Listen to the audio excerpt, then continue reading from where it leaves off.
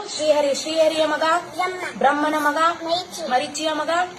ಕಶ್ಯಪನ ಮಗ, ಸೂರ್ಯನ ಮಗ, ಮನುವಿನ ಮಗ, ಇಕ್ಷ್ವಾಕುವಿನ ಮಗ, ಕುಕ್ಷಿಯ ಮಗ, ಬಾಣನ ಮಗ, ಅನುರಣ್ಯನ ಮಗ, ಪೃಥ್ವಿನ ಮಗ, ತ್ರಿಶಂಕುವಿನ ಮಗ,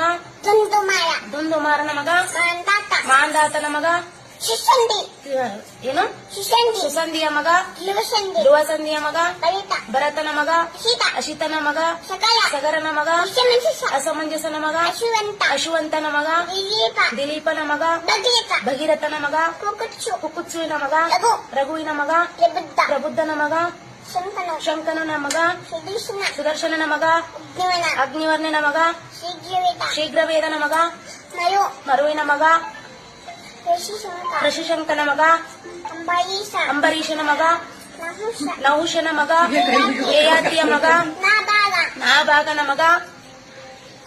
ಅಜನ ಮಗ, ದಶರಥನ ಮಗ, ಶ್ರೀರಾಮಚಂದ್ರ ಪ್ರಭುವಿನ ಮಕ್ಕಳು. ಶ್ರೀರಾಮಚಂದ್ರನ ಮಕ್ಕಳು